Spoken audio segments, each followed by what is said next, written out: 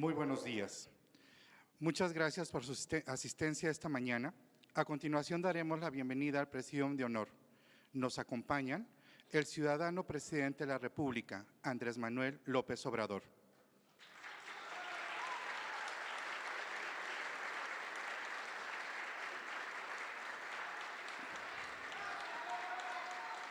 El secretario de Hacienda y Crédito Público, Carlos Ursúa Macías.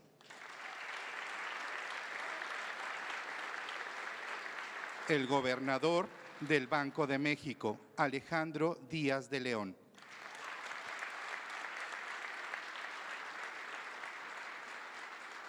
El subsecretario de Hacienda y Crédito Público, Arturo Herrera Gutiérrez.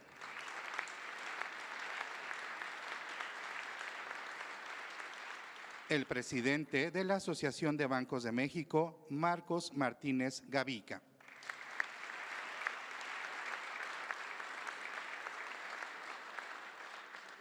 Le solicitamos tomar asiento y damos la palabra al subsecretario de Hacienda y Crédito Público, quien nos dirigirá un mensaje de bienvenida.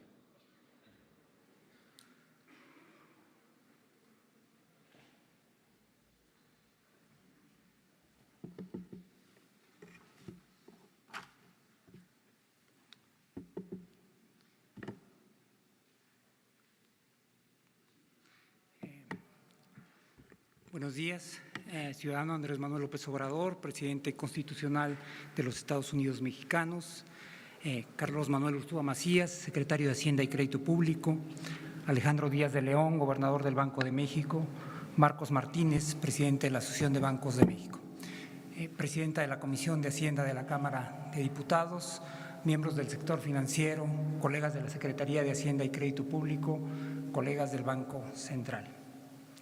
Nos es muy grato presentar aquí el programa de impulso al sector financiero, el que hemos trabajado de manera conjunta con el Banco de México. Este programa es el resultado de semanas de trabajo intenso, pero también de años de reflexión de ambas instituciones sobre los retos del sector financiero y es el fruto de innumerables reuniones de trabajo con los sectores bancario, bursátil y de afores. También se enriqueció con propuestas que habían sido ya elaboradas por la propia Secretaría de Hacienda y Crédito Público y que fueron recogidas durante el proceso de transición. Difícilmente podríamos pensar en un espacio más adecuado para lanzar este programa que este Salón Tesorería, lugar en el cual por décadas los ciudadanos mexicanos realizaban el pago de impuestos y demás contribuciones. Ilustra también este espacio una época en la que las transacciones financieras se liquidaban mayoritariamente en persona y en efectivo. Aunque mucho hemos avanzado, como mostraremos más adelante, queda mucho también por hacer en este terreno. La idea no es fortalecer al sector financiero como un fin en sí mismo, sino que tenemos muy claro que se necesita de un sector financiero profundo y robusto como prerequisito para poder atacar los grandes problemas de crecimiento y desigualdad que subsisten en nuestro país. Esta es, para tomar prestada una frase de Marcos Martínez, una reunión en la que traemos muy buenas noticias.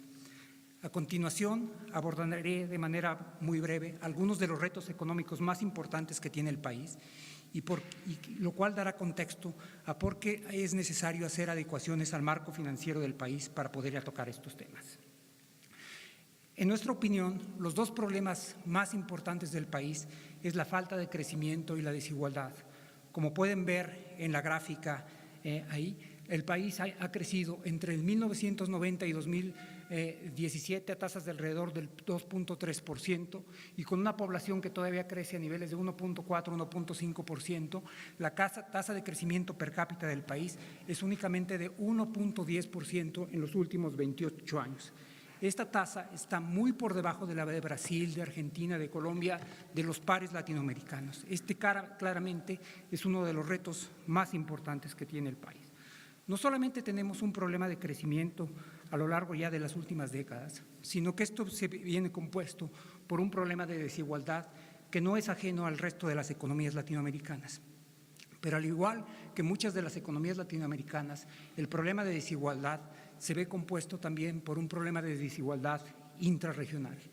Como podemos ver aquí, la desigualdad entre México, entre las distintas entidades federativas de México, es similar a la desigualdad que existe entre países de México, como México y Tanzania, Senegal o Nepal. Es decir, estamos hablando de dos Méxicos. El PIB per cápita de la Ciudad de México es casi 7 veces el PIB per cápita de Chiapas. Esto no solamente es un problema en términos de niveles hoy, sino que nos presenta un problema en el tiempo, porque lo que nosotros podemos ver es que los estados más pobres están creciendo a tasas más pequeñas que los estados más ricos. Si la dinámica de las economías estatales no cambiara, a Oaxaca le tomaría 232 años alcanzar el PIB per cápita de la Ciudad de México. Esto claramente, la falta de crecimiento y la desigualdad son características con las que no podemos seguir viviendo en nuestro país. Aunado a ello, tenemos un problema adicional. México no es un país pobre, México es un país de ingresos medios, pero no es un país pobre, pero sí es un país con muchos pobres. Todavía, medido por la definición de pobreza de ingreso, el 50% de la población vive por abajo de la línea de pobreza. Se va a requerir un gran esfuerzo para atacar estos problemas, el problema de crecimiento, el problema de desigualdad y el problema de pobreza. Y uno de los prerequisitos más importantes, no es el único, pero es uno de los requisitos más importantes para poder atacar estos problemas, es tener un sector financiero robusto, profundo y dinámico.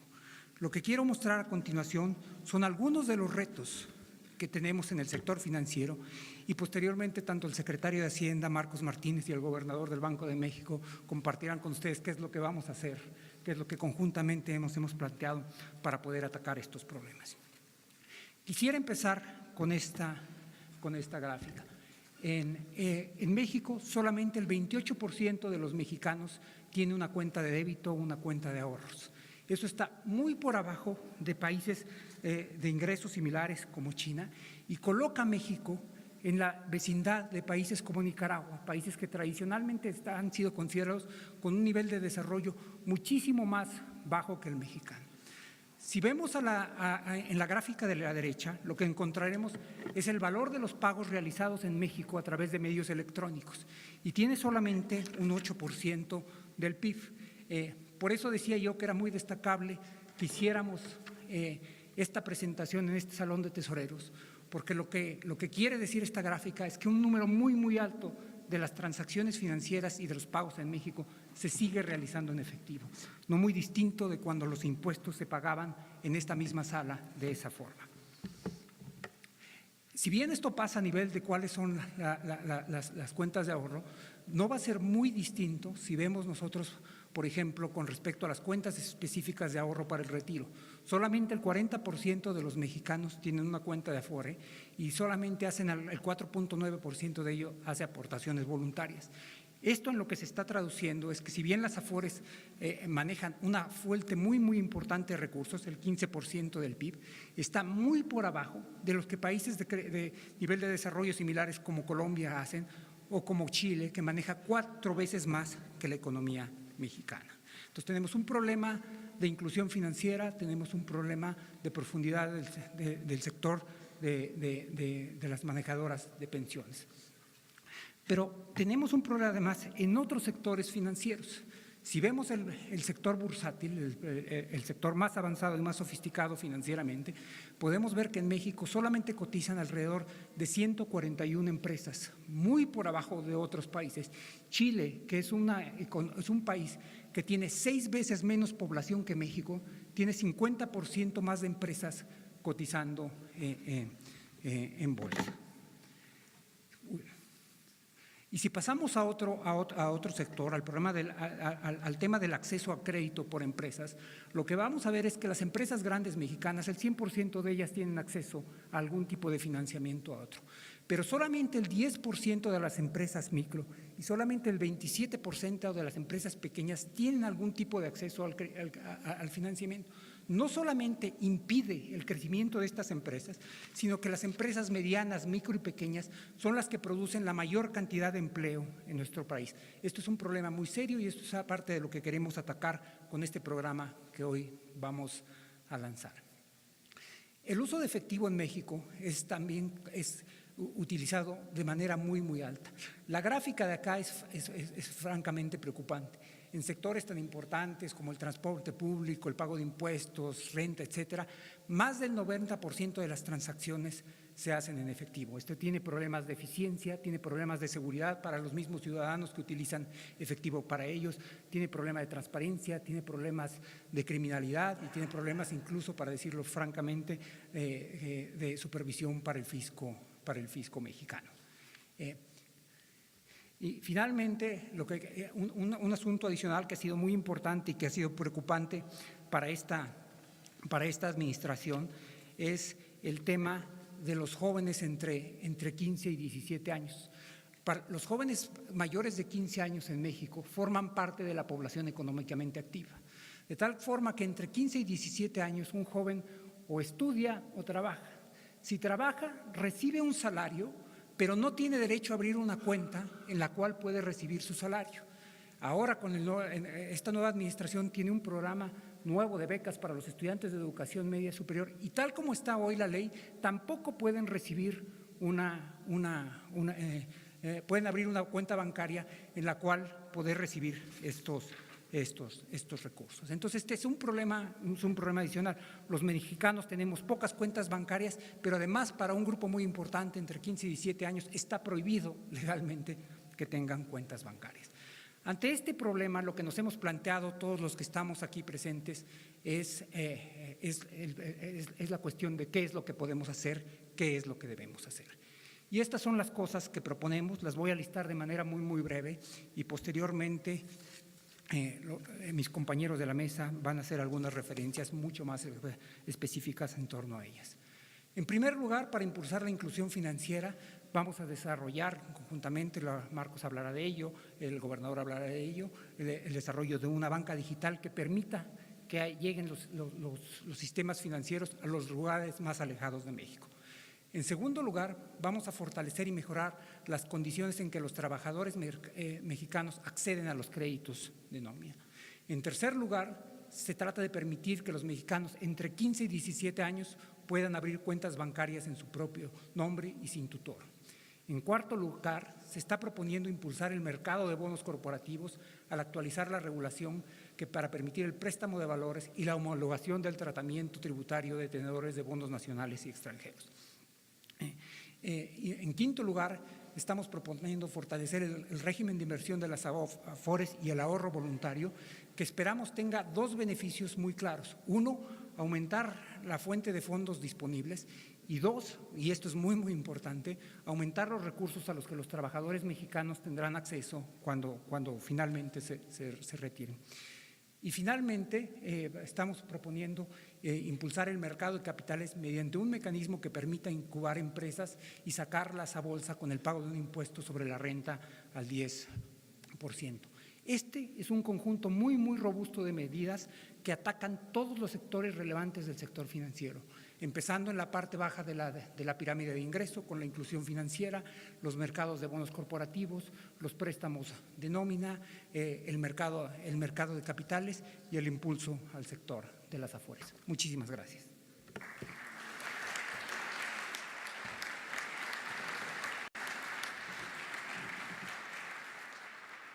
Agradecemos la intervención del subsecretario de Hacienda y Crédito Público y a continuación damos la palabra al presidente de la Asociación de Bancos de México, Marcos Martínez Gavica, quien dirigirá unas palabras.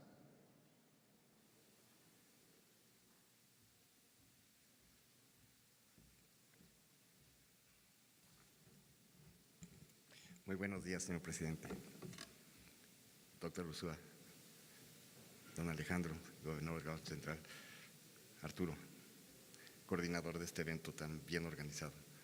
Un placer y un orgullo poder hablar a nombre de la Asociación de Bancos de México y del sector financiero en este importante evento en el que se anuncian medidas para fortalecer e impulsar el desarrollo del sector financiero en nuestro país.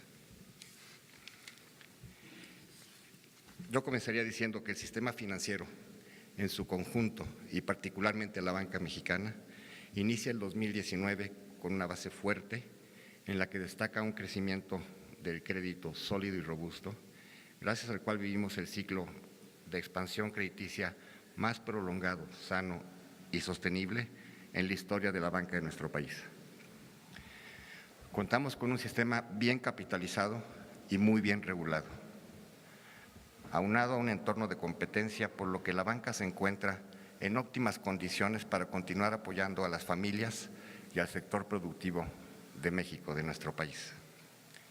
Además, el sistema financiero cuenta actualmente con nuevos actores que se suman a la amplia gama de intermediarios que aportan nuevas alternativas de financiamiento a clientes y usuarios bajo entorno regulatorio de vanguardia a nivel mundial. Me refiero a las fintech y me refiero a su regulación. Muy pocos países en el mundo tienen regulación en las fintechs y México es uno de los muy pocos. Esto es un avance de la regulación del sistema financiero. De esta forma, el propio entorno competitivo, el surgimiento de nuevos participantes y las propias demandas de nuestros clientes nos obligan permanentemente a diseñar productos y servicios bancarios más eficientes, con un menor costo y complementados con nuevas tecnologías. La banca mexicana ha impulsado varias medidas para acercar los servicios financieros a la población, como la expansión de la red de sucursales bancarias, la red de cajeros automáticos y de corresponsales, la apertura de cuentas bancarias simplificadas y sin costo para los usuarios, las plataformas digitales de pagos y transferencias de dinero, así como los programas de educación financiera. Y sin embargo, como intermediarios, somos conscientes de nuestra responsabilidad para seguir avanzando en la construcción de un sistema financiero más eficaz y más incluyente. Con esto en mente, en los últimos meses, la ABM ha elaborado un plan estratégico para acompañar a este gobierno del 2019 al 2024. Este plan incluye nuestra perspectiva sobre las principales áreas de acción que deberán impulsar el crecimiento del sistema financiero, así como contribuir al desarrollo económico y social de nuestro país. El plan tiene 3 objetivos principales. No lo hemos dado a conocer públicamente, no me voy a extender mucho, pero sí queremos comentarles algunas de sus características principales. Objetivos. El primero, impulsar el crecimiento y el desarrollo económico del país. El segundo, mejorar las condiciones de vida de los mexicanos. Y el tercero, brindar servicios con seguridad y transparencia. En la banca nos hemos establecido para este sexenio metas muy ambiciosas para que desde nuestra trinchera acompañemos a esta administración en la generación de nuevas oportunidades para todos los mexicanos en los próximos años. Sin entrar a detalle, les voy a mencionar algunos de los principales compromisos que estamos adquiriendo para este sexenio. El primero es incorporar, cuando menos, 30 millones más de personas al sistema financiero bancario. El segundo es incrementar en un 50% el crédito al consumo dirigido a las familias de nuestro país. Otorgar 1.300.000 hipotecas adicionales. Fortalecer a 250.000 pymes que hoy no son atendidas por la banca. Y contribuir con estas y otras medidas, cuando menos a 0.7 puntos del crecimiento real del PIB por año, como resultado de nuestra labor y alcanzando un incremento en la bancarización, esto es, la penetración del crédito como porcentaje del PIB, que no llegue a niveles de alrededor del 50%. Hoy estamos en el 37%. Sin embargo, para que estas metas y otras iniciativas se puedan materializar, es fundamental que exista un trabajo continuo y coordinado entre las autoridades y la banca, por lo que las medidas que se anuncian el día de hoy van en la dirección correcta para alcanzar los resultados que nos estamos proponiendo. A través de este diálogo entre todos los involucrados es como mejor se pueden aprovechar las oportunidades para incentivar el desarrollo del sistema financiero en beneficio de los clientes, haciendo uso de las nuevas tecnologías. Desde hace meses, desde julio, para ser más exactos, comenzamos un diálogo franco y muy abierto con la Oficina de la Presidencia, específicamente con el ingeniero Romo, así como con nuestras autoridades financieras, y encontramos coincidencias respecto a algunas de las necesidades que es urgente atender para avanzar como país. La primera necesidad tiene que ver con acelerar la inclusión financiera. Ya el subsecretario ha mencionado como uno de los objetivos que se buscan en esta reunión. Esto es mediante la incorporación al sistema formal de millones de nuevos participantes lo más rápido posible. En segundo lugar, la necesidad de disminuir el efectivo para combatir la corrupción, sin duda una de las demandas más sentidas de la sociedad y el objetivo central de la actual administración. Adicionalmente, coincidimos en la necesidad de encontrar un mecanismo que permitiera una distribución más eficiente de los recursos de los diferentes programas sociales que se han hecho oficiales en este sexenio, que además no tuviera un costo para el usuario final. En otras palabras, ¿en qué coincidimos? ¿Qué nos pidieron como prioridades? Disminuir el efectivo para combatir la corrupción, encontrar medios para ser más eficaces en la distribución de los servicios o de los programas sociales. Los programas actualmente tienen un costo de distribución muy alto. Tienen un costo de distribución entre el 20 y el 30% del monto total de los servicios. Esto es porque la forma de entregarse es cara, no es lo más eficiente. Y la tercera es que nos pidieron que como contribución de la banca a los apoyos sociales, en estos programas, en estas distribuciones, no cobramos nada, no cobramos ninguna comisión. Fueron las tres peticiones están siendo atendidas de la forma en que se los voy a comentar. A partir de estos elementos, la banca ha venido trabajando de manera intensa bajo el liderazgo del Banco Central para desarrollar un producto digital que atiende eficazmente a todas las necesidades que compartimos. Del producto digital de legislación va a hablar el gobernador, no voy a entrar muy a fondo, pero trataré de explicar brevemente de qué se trata nuestro producto. Es un producto que utiliza las capacidades digitales de los teléfonos inteligentes, que son usados por millones de personas en prácticamente todo el territorio y en todos los niveles sociales. En otras palabras, la forma de tener la cuenta va a ser a través de un teléfono y la forma de transaccionar va a ser a través de un teléfono. Aprovecha la infraestructura y los canales del Banco de México, ya que viaja electrónicamente a través del SPEI, brindando seguridad a las transacciones. Ya también lo mencionó el subsecretario. El SPEI es la forma más eficiente, más barata y más segura de hacer transacciones y por eso es nuestra coordinación y por eso el liderazgo del Banco Central. Por esta razón y por la siguiente. Se basa en una tecnología de vanguardia que es el código QR. Esta es la huella esa que ven en muchos productos que se parece a la del código de barras, pero que es distinta. En el diseño de este código QR, proyecto que lleva muchos meses desarrollando el Banco Central, nos unimos a él y esto es lo que nos va a permitir utilizar el teléfono como medio de pago y que sea una sola identificación digital la que se tenga para hacer transacciones y que nos llevará a otra etapa como país, tecnológicamente hablando. Se tiene la certeza de que los recursos públicos le van a llegar directamente a quien le tienen que llegar a partir de un manejo estricto y transparente de la base de datos. En su teléfono recibirán el dinero y con su teléfono podrán pagar. Le permitirá al usuario final la disposición inmediata de los recursos sin ningún intermediario, ninguna merma en la dispersión, así como una mayor seguridad, porque no requiere llevar consigo efectivo, sino que el uso de los recursos será vía su teléfono celular. Y como se lo prometimos al señor presidente, esta nueva plataforma, este nuevo producto, no tendrá ningún costo para el usuario de los beneficios sociales que usted se ha propuesto entregar al país. Con la puesta en marcha de este nuevo producto estamos transformando radicalmente no solo la dispersión más efectiva y segura de los recursos de estos programas sociales, sino la operación de los medios de pago de nuestro país. Nos va a poner a la vanguardia a nivel mundial en el uso de tecnologías digitales en el sistema financiero y sin duda dará pie a nuevos desarrollos que beneficien aún más a millones de clientes y usuarios de la banca de nuestro país. Igual que tendrán muchísimos negocios, hoy tienen sus terminales punto de venta, tendrán su código QR y con él podrán recibir los pagos a través del teléfono celular. Se va a poder pagar con el teléfono celular. Pero más allá de esto, los portadores de su teléfono con estas cuentas van a poder hacer transacciones entre ellos mismos, incluso sin tener que ir al banco, de teléfono a teléfono. Nos vamos a poner tecnológicamente de los países a la vanguardia en todo el mundo.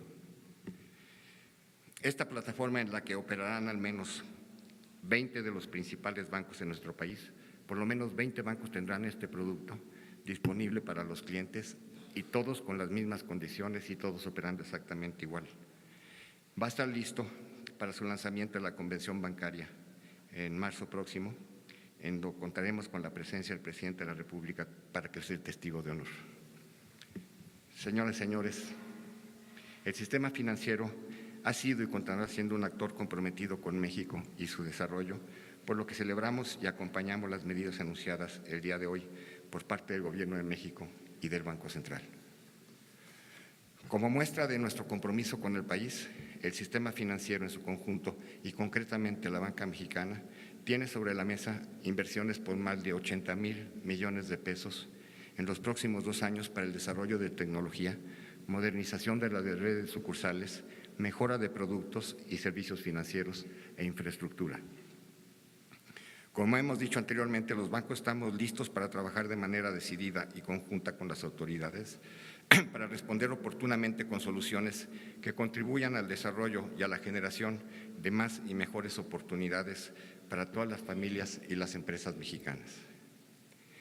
Al alinear nuestros productos y servicios con los planes de desarrollo y las políticas públicas, lograremos que el impacto sea mayor y que los beneficios se alcancen de mejor manera a la población. Cuando sumamos esfuerzos de manera coordinada, somos capaces de llegar más lejos y más rápido a donde queremos ir. Nuestra meta la tenemos muy clara: construir entre todos un México en el que el trabajo conjunto de la banca y el gobierno reditúen más y mejores oportunidades para los mexicanos. Muchas gracias.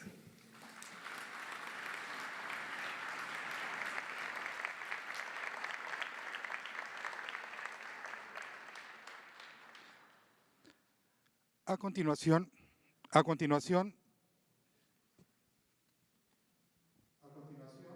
damos lugar a la intervención del gobernador del Banco de México, Alejandro Díaz de León.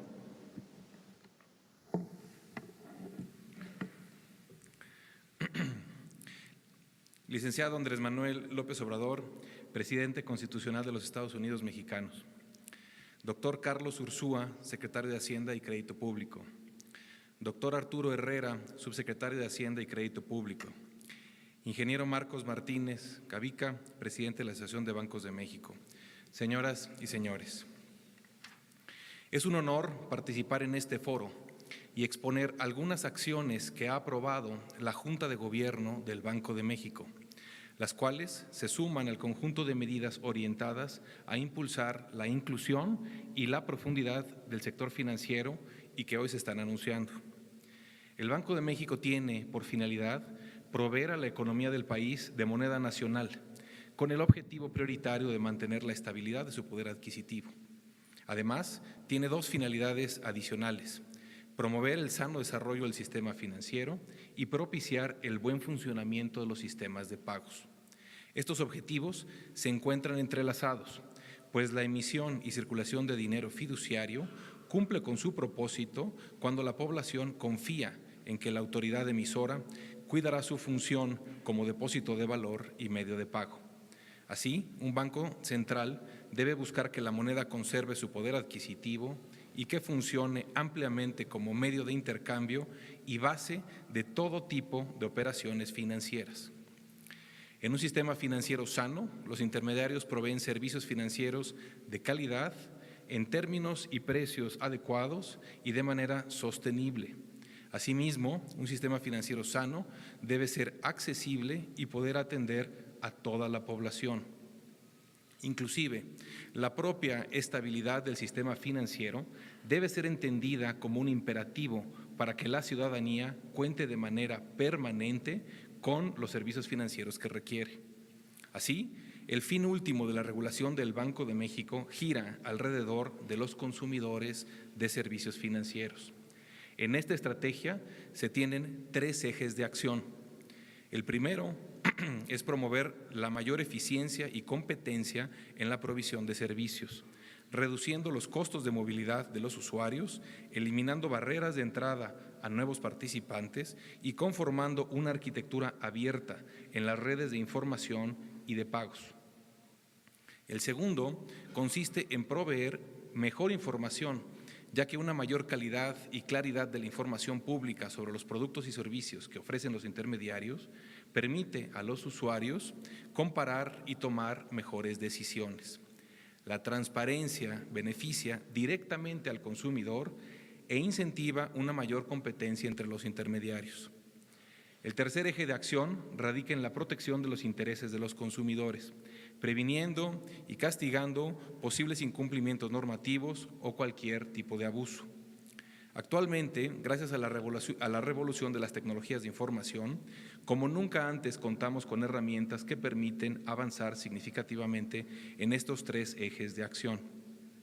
Las nuevas tecnologías ofrecen una oportunidad única para atender los rezagos en materia de inclusión financiera, que ya el subsecretario nos expresaba y nos planteaba con mucha claridad, fomentar competencia y desarrollar mercados, pues reducen costos y ahorran tiempo de manera impensable hasta hace muy poco tiempo.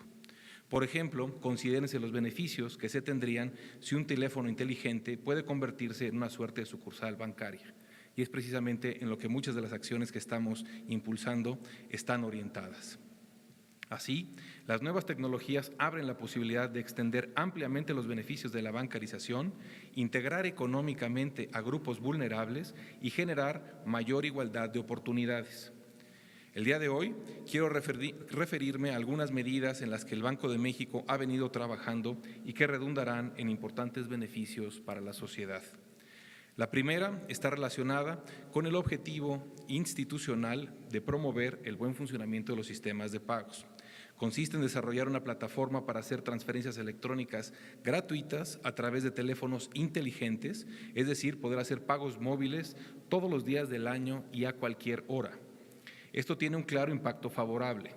Por un lado, el usuario que hace pagos electrónicos con su teléfono no solo agiliza y hace más seguras sus operaciones, sino que se involucra en el sistema financiero y da el primer paso para acceder a otra gama de servicios financieros. Por otro lado, esta modalidad de transacción reduce los riesgos de seguridad del uso de efectivo, así como otros ligados a posibilidad de corrupción o de financiamiento, inclusive de actividades ilícitas. La nueva plataforma que hoy anunciamos, denominada CODI o Cobro Digital, permitirá pagos seguros, expeditos y gratuitos, tanto en compras presenciales como remotas. Esta plataforma se está concretando como una extensión del sistema de pagos electrónico interbancario SPEI, que a diferencia de otros países, funciona las 24 horas de todos los días del año, realiza los pagos de manera inmediata, está abierto a todos los clientes de los participantes del SPEI y abarca pagos de alto y de bajo valor. Si consideramos que en 2017 existían más de 64 millones de personas con teléfonos inteligentes y solo 34 millones de cuentas bancarias, es claro que el desarrollo del CODI tendrá un gran impacto sobre la inclusión financiera y el mayor uso de pagos electrónicos. Para desarrollar el CODI con altos estándares de seguridad, eficiencia y rapidez, se requiere tanto de la infraestructura de pagos que provee el Banco de México como de la estrecha colaboración de las instituciones financieras participantes del SPEI y especialmente de la banca. Y Marcos ya señalaba el trabajo que hemos venido haciendo al respecto. Esta plataforma, sin duda, beneficiará a una amplia población, desde los jóvenes que son usuarios naturales de estos dispositivos hasta aquellos segmentos que históricamente han estado excluidos del sistema financiero formal y también puede ser muy útil en la distribución de diversos programas sociales.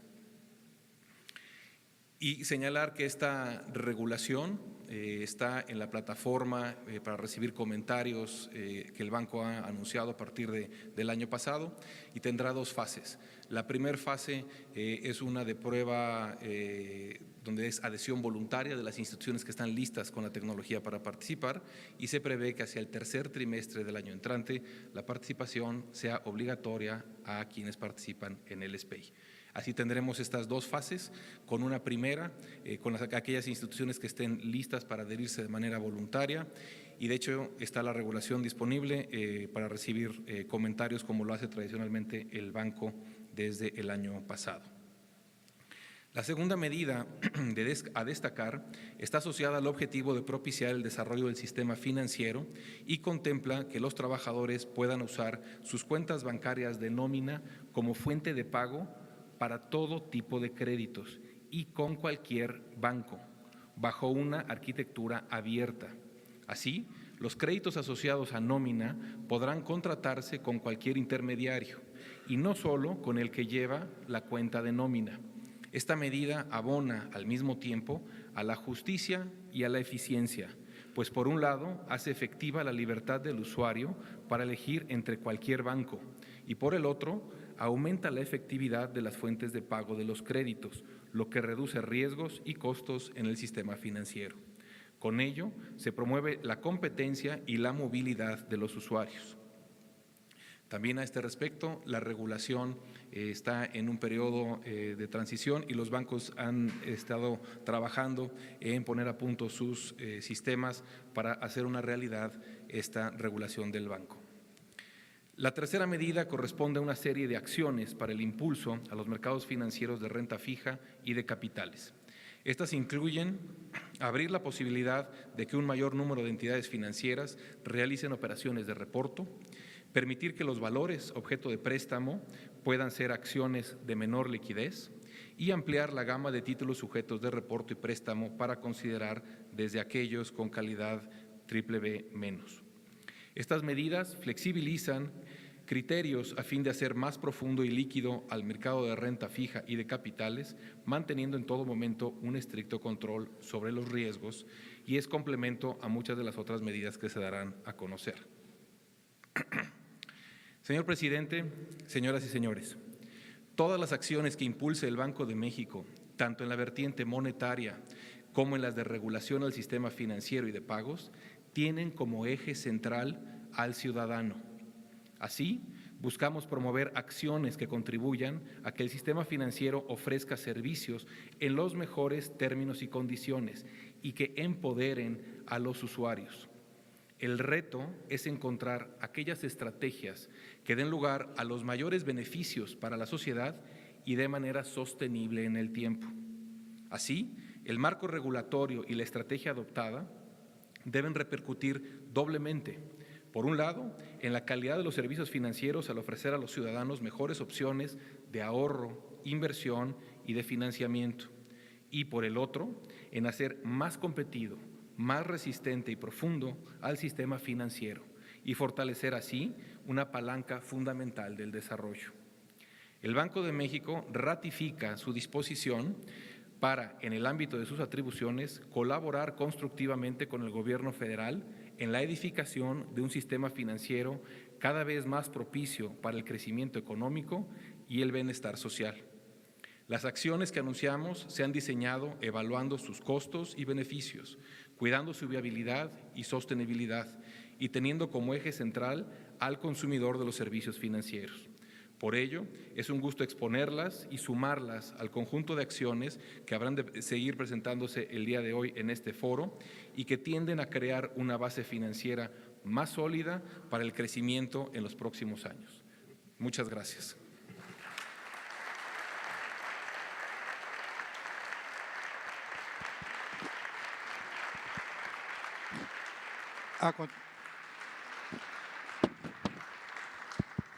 A continuación, le damos la palabra al secretario de Hacienda y Crédito Público, quien nos presentará las medidas que implementará la Secretaría para promover el sector financiero.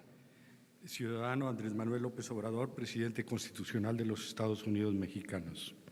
Alejandro Díaz de León, gobernador del Banco de México. Marcos Martínez, presidente de la Asociación de Bancos de México. Arturo Herrera, subsecretario de Hacienda y Crédito Público. Presidenta de la Comisión de Hacienda en la Cámara de Diputados, amigos en general. Quisiera dar un breve repaso, déjame nada más a ver si me funciona esto, acerca de las acciones que aparte de las ya mencionadas en el caso de la Asociación de Bancos de México y en el caso del Banco de México, la Secretaría de Hacienda y Crédito Público tomará para el impulso al sector financiero. Algunas de ellas aparecen hoy en un decreto, son el 4 y el 5, algunas otras, por ejemplo la 1 está en la Cámara de Diputados y estoy seguro que la presidenta de la Comisión de Hacienda nos hará favor de sacarla lo más rápido posible. El primero de ellos es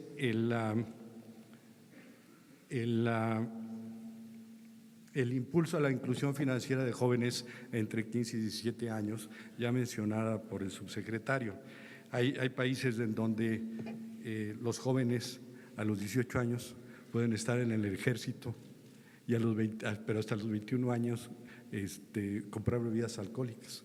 Algo similar nos sucede a nosotros, pero no en el caso de bebidas alcohólicas ni en el ejército, pero sí en el caso de las cuentas bancarias. Tenemos jóvenes, de hecho hay 1.4 millones de jóvenes cuyo rango de edad oscila entre 15 y 17 años que trabajan. Y sin embargo, esos jóvenes no pueden abrir una cuenta bancaria si no son acompañados por sus padres. Es realmente absurdo. Además, hay 3.3 millones de jóvenes que pueden ser susceptibles de recibir las becas por parte del gobierno federal para estudios de educación media superior. Pero ¿dónde se deposita la beca? Tiene que ir su papá o su mamá con ellos para abrir la cuenta bancaria para que les depositen la beca. Entonces, la idea es muy clara, la idea es tratar de que, ya es la iniciativa que ya la tiene la Comisión Permanente, que los jóvenes menores de edad a partir de los 15 años puedan abrir por sí mismos cuentas de ahorro bancarias sin intervención de padres, madres o tutores. La segunda medida es una reconfiguración para atender a la población donde la banca comercial no puede llegar. Ya se ha hablado varias veces al respecto. Todos sabemos que hay muchísimos lugares en México donde no hay bancos, donde realmente no se puede realizar casi ninguna actividad financiera. La idea es tratar de alcanzar a 15 millones de nuevos clientes en zonas rurales, yo diría usuarios en zonas rurales, municipios marginados y áreas semiurbanas a través de la dispersión de pagos en particular los programas sociales que son muy ambiciosos en este gobierno. Esto se realizará sobre todo a través del Banco de Bienestar, el antiguo Bansepi, el cual va a tener una orientación decididamente volcada hacia las áreas, hacia proveer servicios a las áreas con poco acceso a servicios financieros y también a impulsar la adopción de tecnologías de banca digital. Por cierto, también hablando del sector rural, estos 4 organismos, Financiera Nacional de Desarrollo, FOSIR, FIRCO, que son fideicomisos, y Agrocemex, que es una reaseguradora para el sector agrícola, se van a unir y van a conformar un solo grupo financiero que pueda cubrir integralmente las necesidades de financiamiento del campo mexicano. El tercer punto es una mayor flexibilidad al régimen de inversión de las AFORES para inducir la inversión productiva de largo plazo y promover el ahorro voluntario.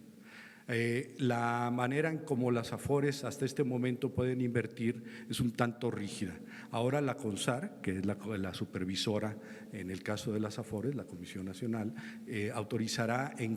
podrá autorizar en qué, cómo y cuánto pueden invertir las AFORES. Segundo punto es que, como ustedes saben, hasta el momento esencialmente los costos de las AFORES están determinados por las comisiones que cargan las AFORES.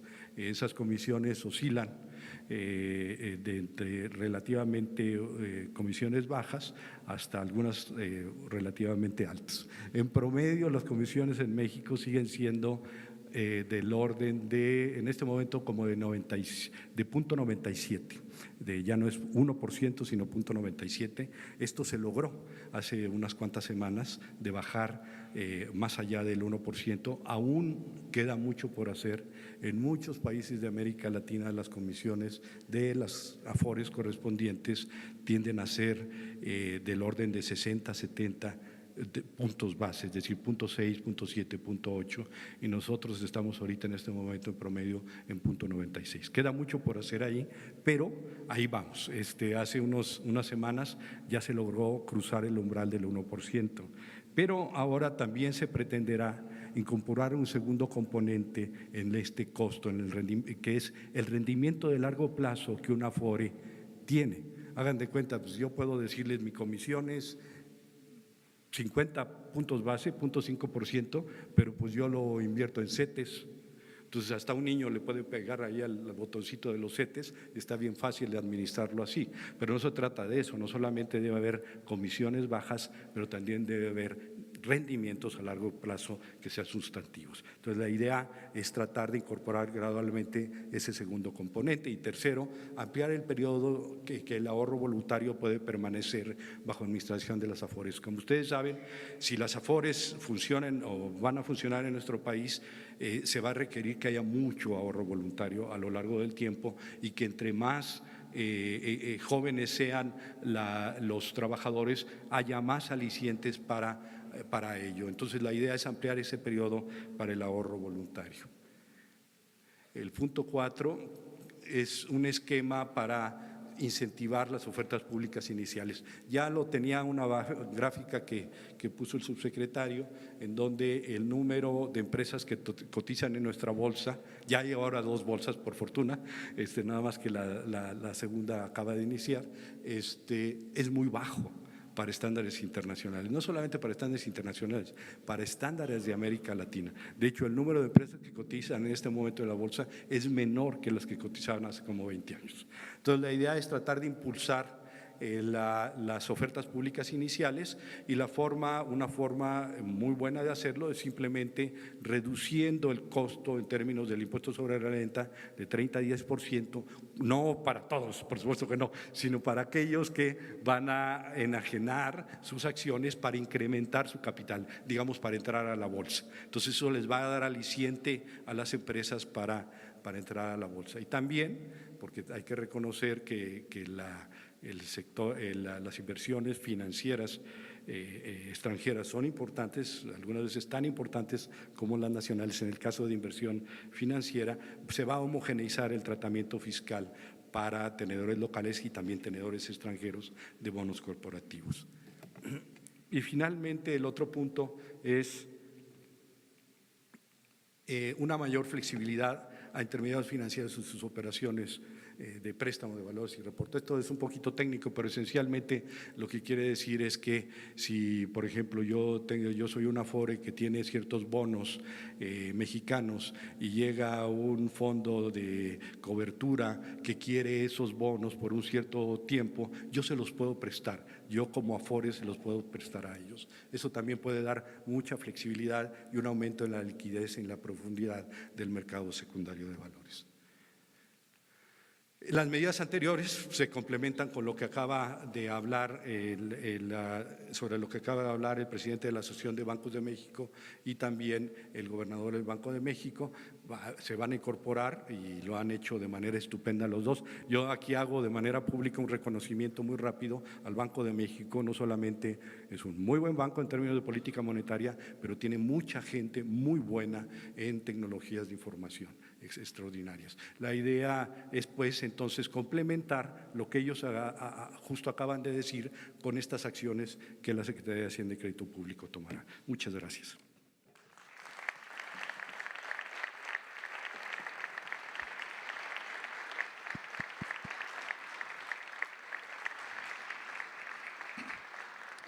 Para finalizar, el presidente de la República, ciudadano Andrés Manuel López Obrador, nos dirigirá unas palabras.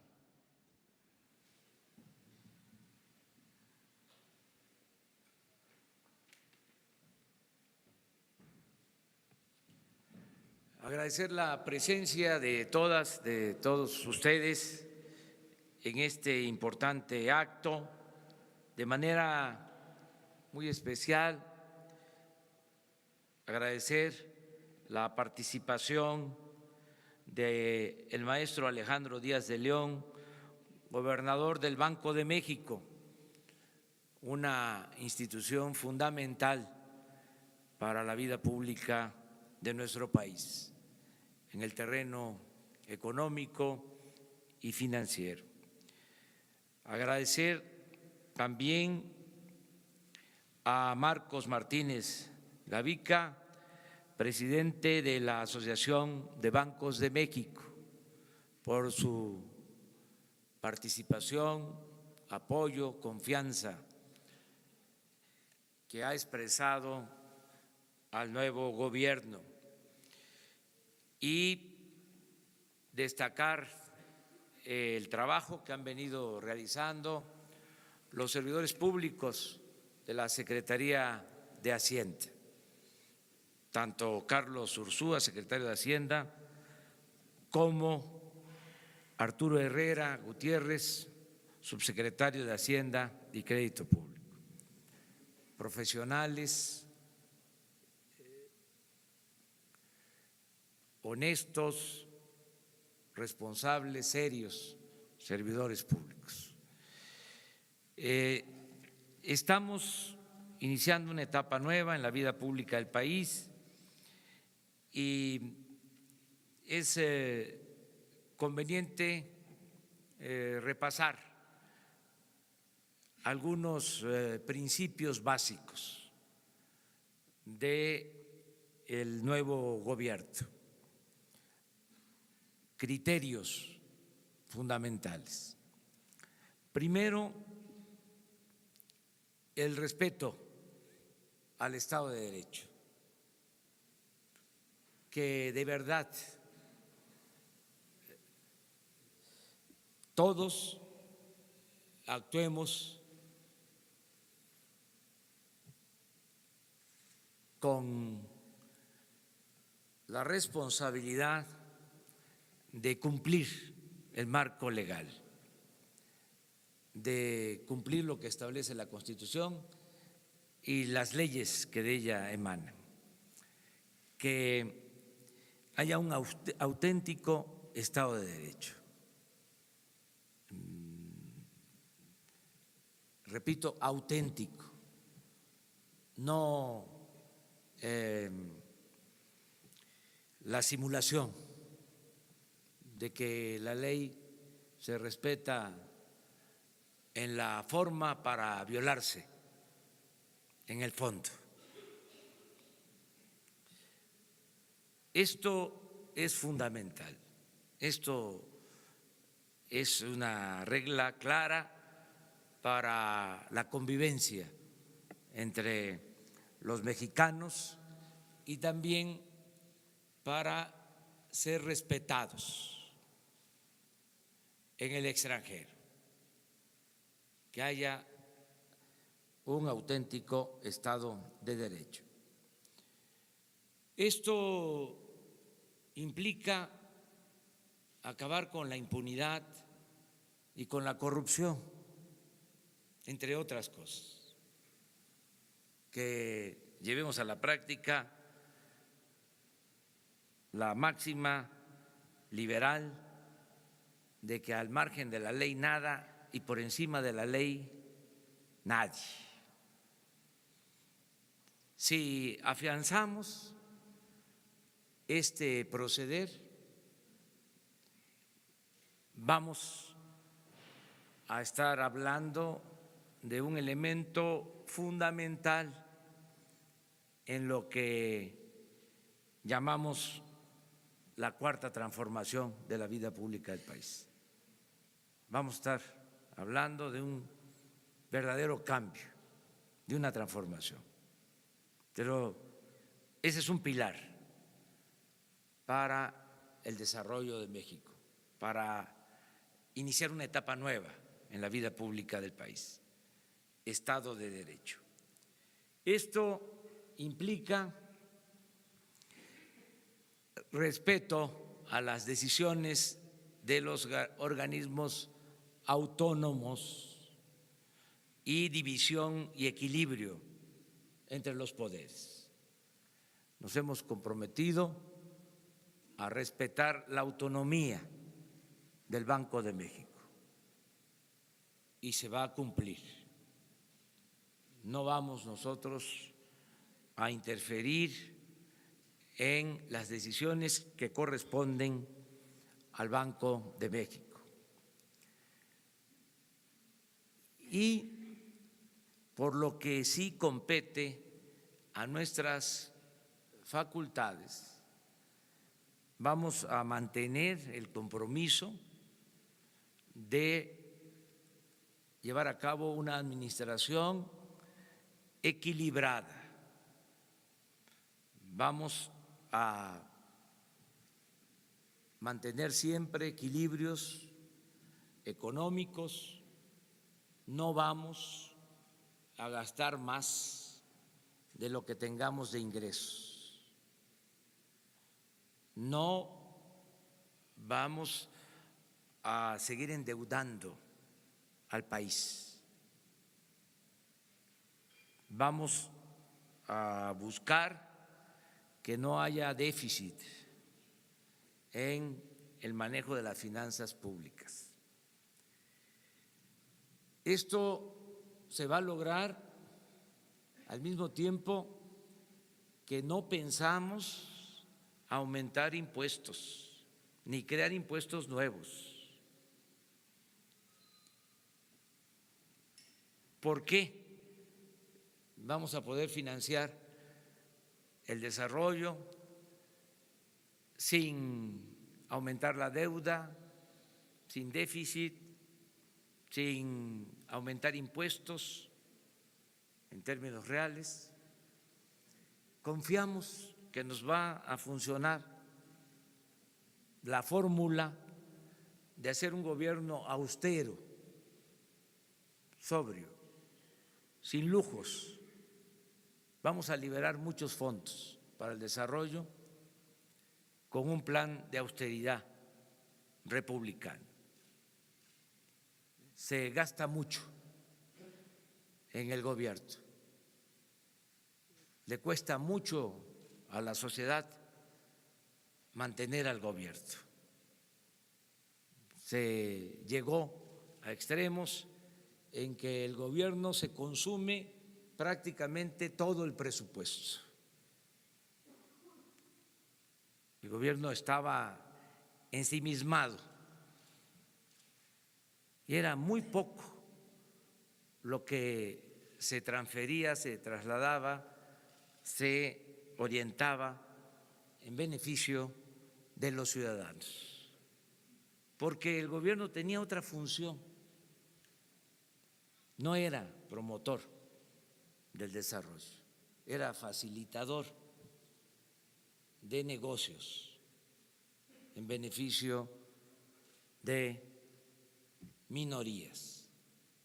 Esto fue lo que nos condujo a la crisis de México y por eso necesitamos cambiar, necesitamos que el presupuesto le llegue a los ciudadanos, que cada vez liberemos más fondos para el desarrollo. Por eso la austeridad, el que no haya sueldos tan exagerados, que no haya lujos en el gobierno.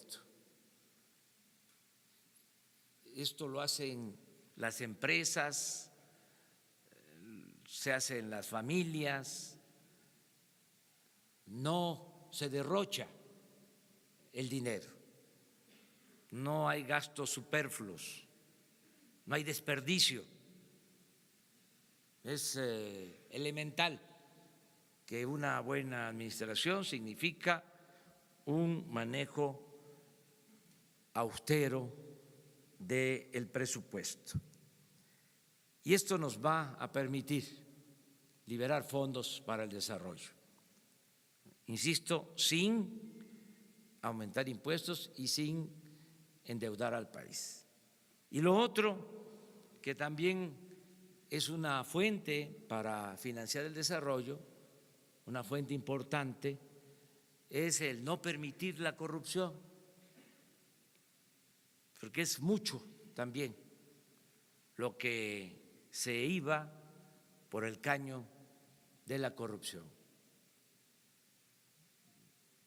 Lo estamos viendo y se puede constatar, lo podemos probar. Iniciamos el plan para evitar el robo de combustibles y en 20 días nos hemos ahorrado 2.500 millones de pesos. Ustedes seguramente están informados. El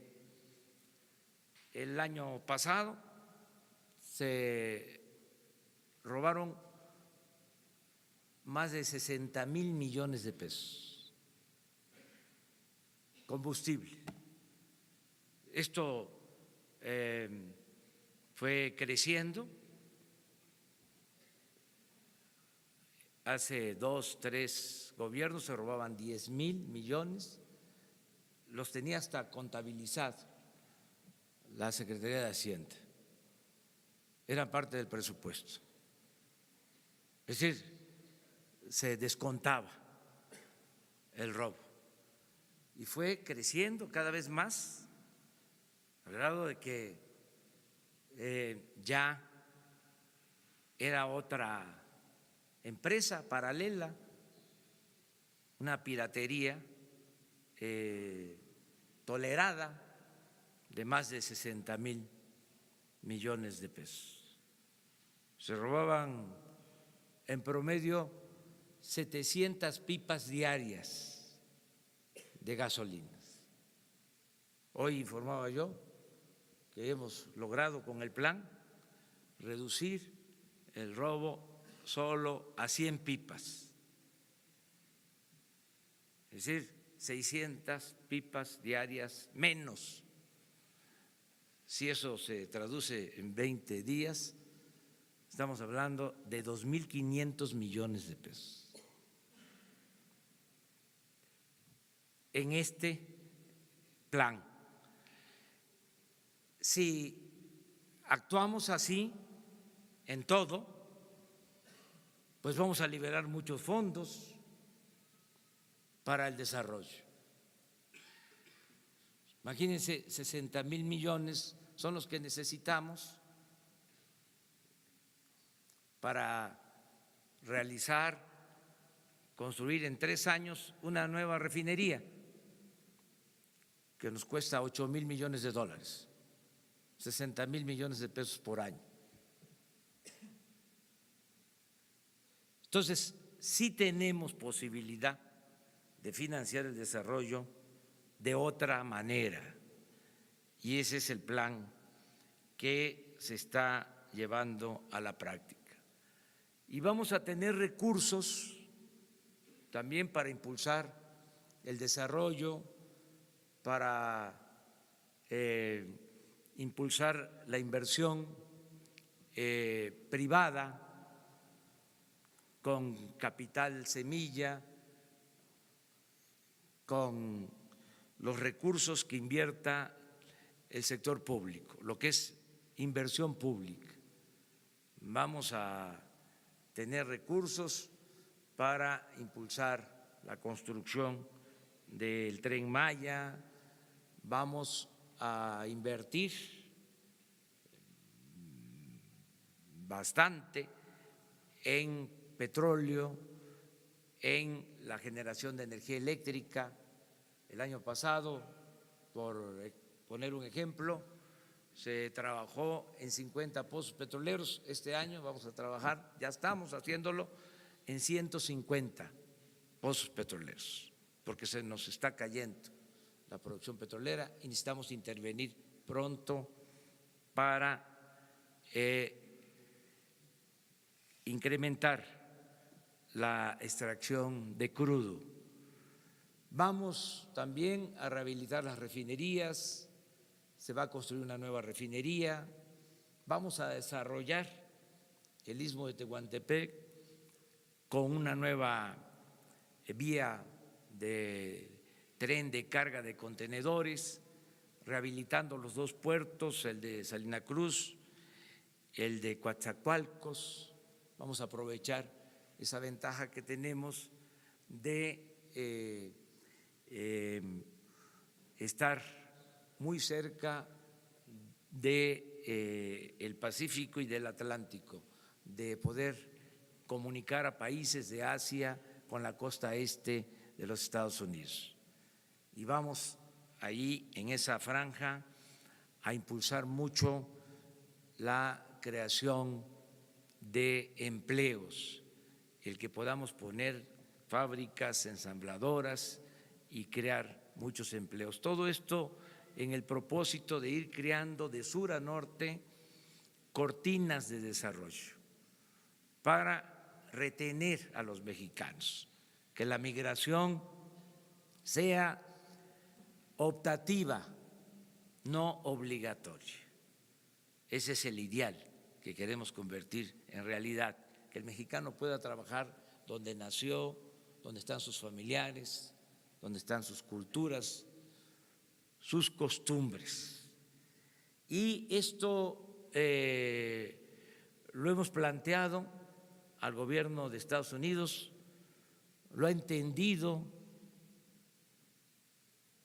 el presidente Donald Trump, lo ha entendido bien como una opción, como una alternativa al fenómeno migratorio.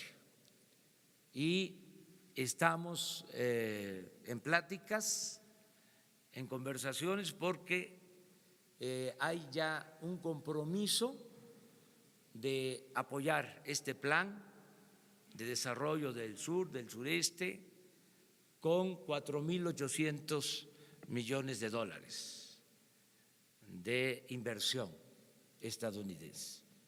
Si logramos concretar este acuerdo en el corto plazo, va a significar un incremento importante en la inversión extranjera, porque necesitamos, como aquí se ha dicho, crecer.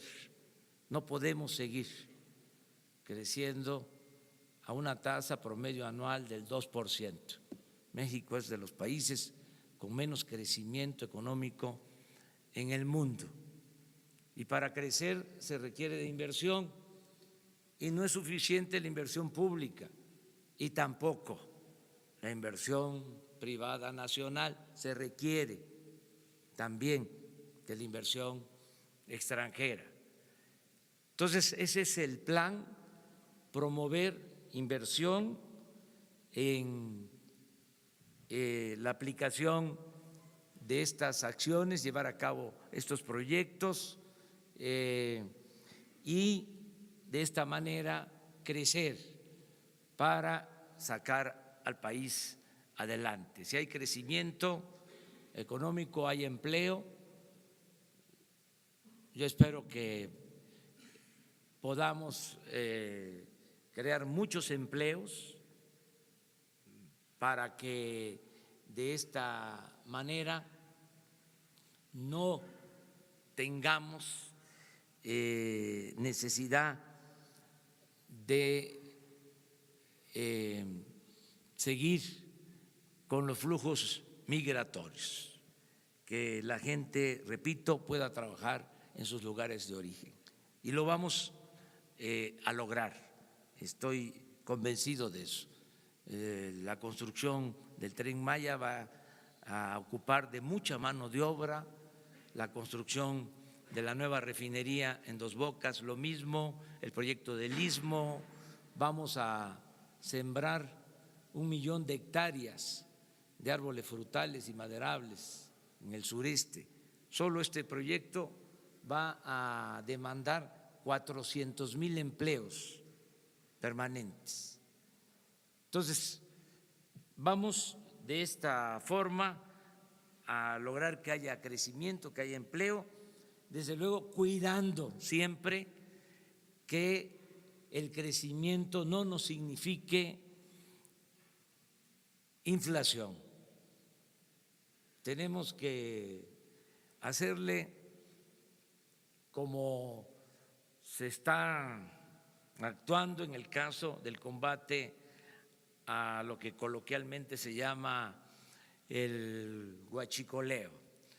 Es un manejo de los ductos de Pemex por donde se traslada la gasolina y el diésel. Resulta que se abrían los ductos, aunque en la torre de Pemex hay monitores para saber el comportamiento y la presión de los ductos, de cómo fluye la gasolina. Se sabía perfectamente cuándo se bajaba la presión y la norma obligaba a que se cerraran los ductos para que ya no se fugara más gasolina, que dejaran de robarse la gasolina. Y lo que hacían era mantener abiertos los ductos.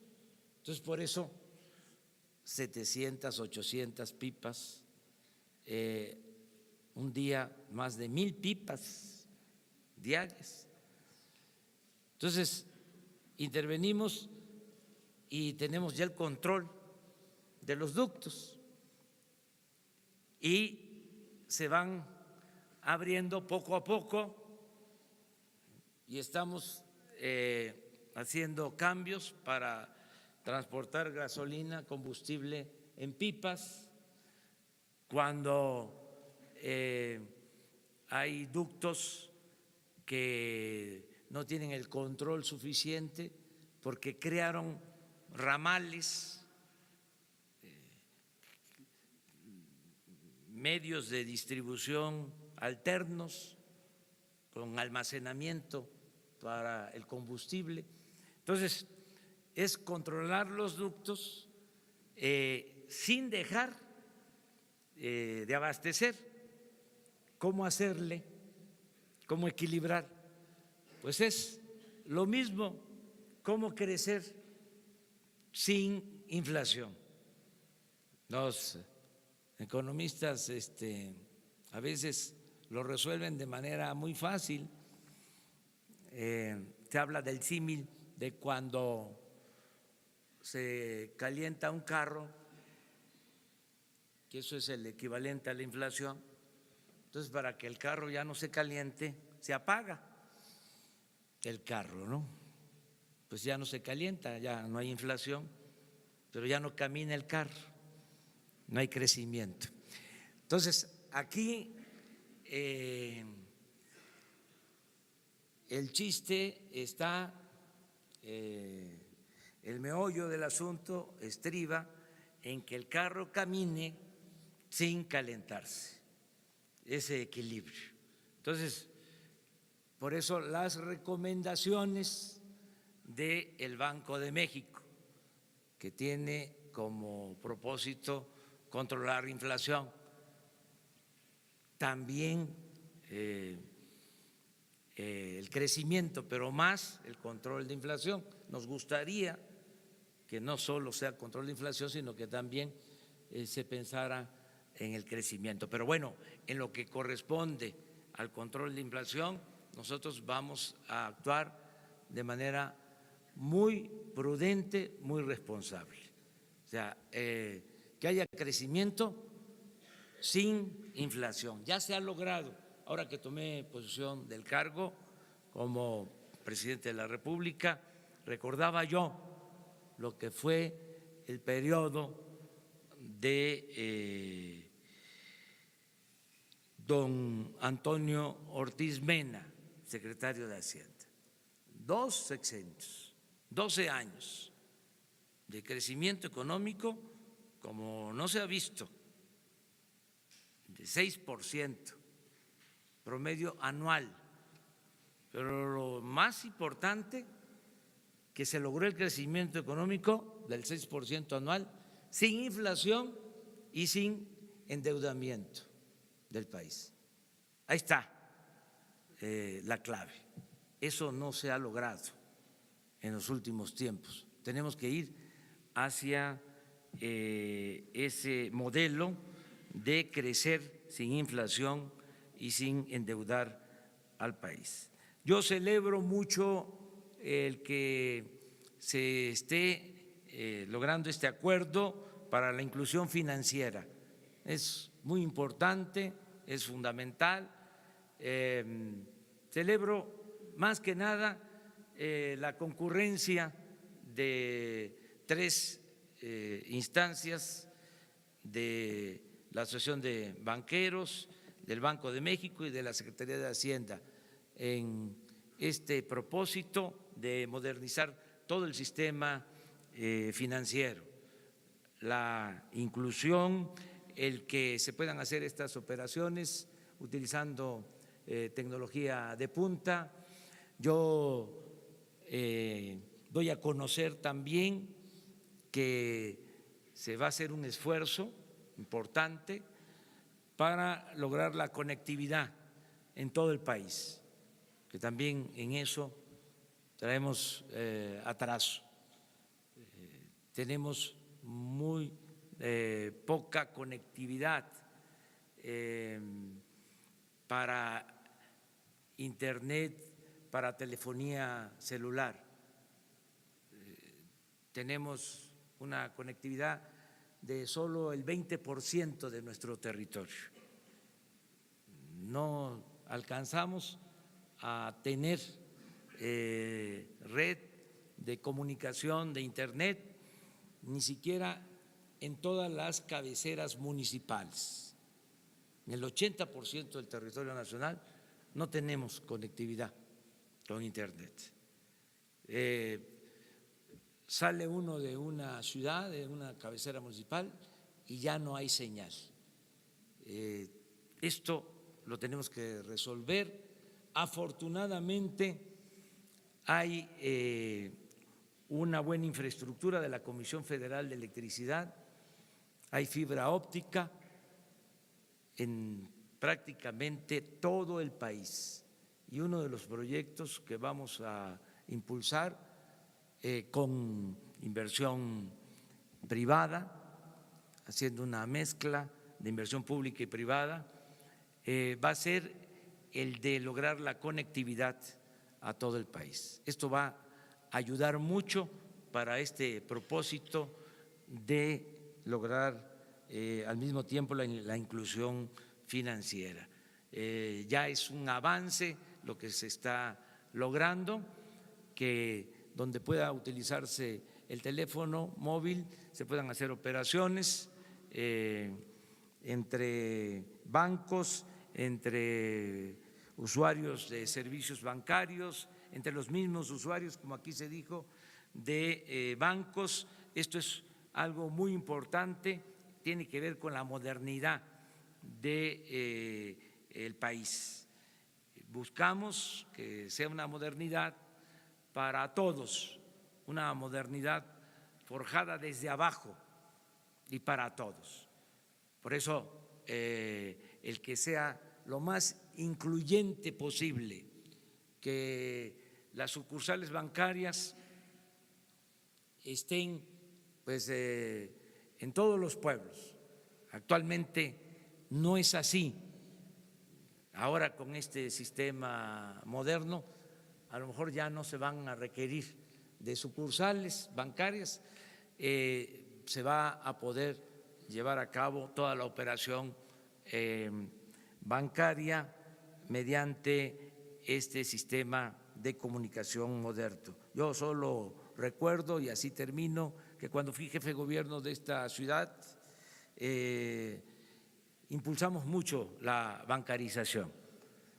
Fue cuando iniciaron los pagos en los centros comerciales y en los bancos del predial y del agua, cuando fui jefe de gobierno, y estos señores que ahora son servidores públicos de Hacienda, que estaban en la Secretaría de Finanzas del gobierno de la ciudad, fueron los que implementaron ese sistema, de modo que sabemos de la importancia que tiene ir avanzando en lo tecnológico, pero insisto, lo más importante de todo es la conciliación, la armonía, el respeto y la disposición de trabajar de manera conjunta para el desarrollo de México. Por eso agradezco y celebro esta reunión. Muchas gracias a todas y a todos ustedes.